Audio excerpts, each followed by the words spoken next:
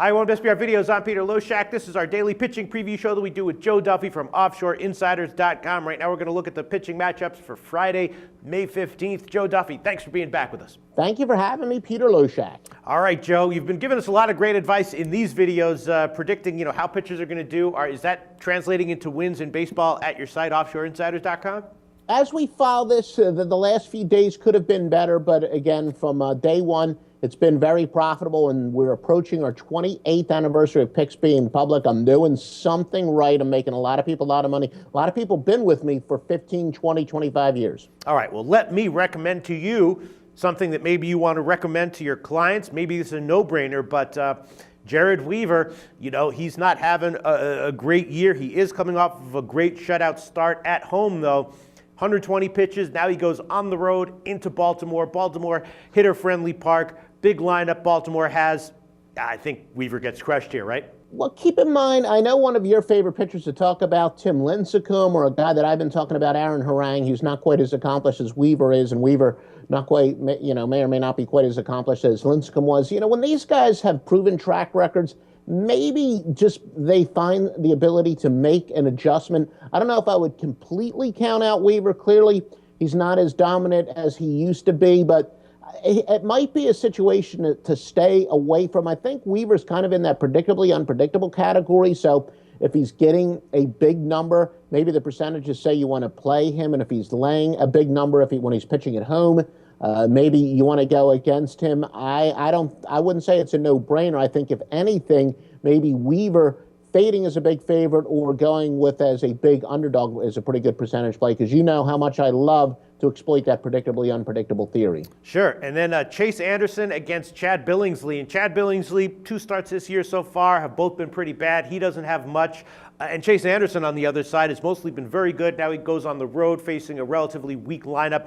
Is there any reason to expect significant improvement from Billingsley in this one? A definite pitching mismatch there. Chad Billingsley, look, he's a guy who's a bad pitcher on a bad team. Tough to really back him. The only way, maybe if the computer spits out some great systems that I've won with over the years. There are some crazy systems that do say that to go with bad pitchers under certain circumstances, but on paper, big pitching mismatch for sure. And then what's your take on Shane Green? This guy's really up and down as far as you can go. First 3 starts were awesome. Second 3 starts were horrific, and then his last start was awesome again. Now he's going to be going on the road against St. Louis, and Carlos Martinez on the other side has also been the same way. He's been great at times, but very shaky over his last 2 starts. He lost his composure, lost his control.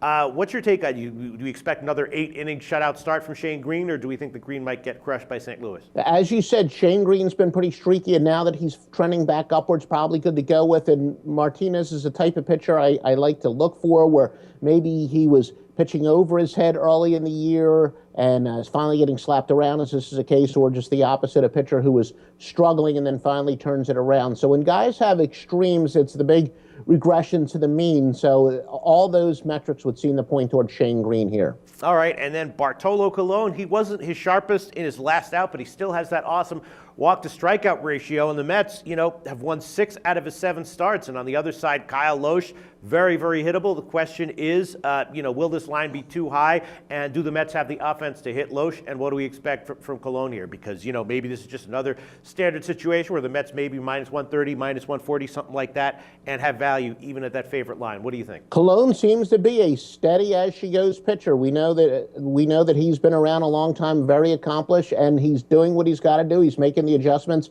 at age 41, as you said. Kyle Losh, just the opposite.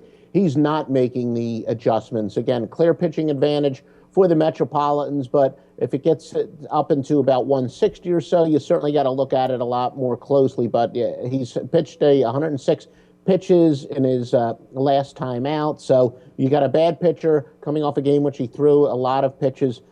Tough to not be very tempted to fade Losh under those circumstances. Okay, that's all I wanted to get to from Friday. What else do you want to bring to our attention, Joe? Let's see. Well, one of those pitchers that I talked about, Jesse Hahn, he's regressing to the mean. He started out pretty well, but he's getting drilled. 7.83 ERA in his last 3 starts. He might be a good guy to go against. We usually talk about Dallas Keuchel.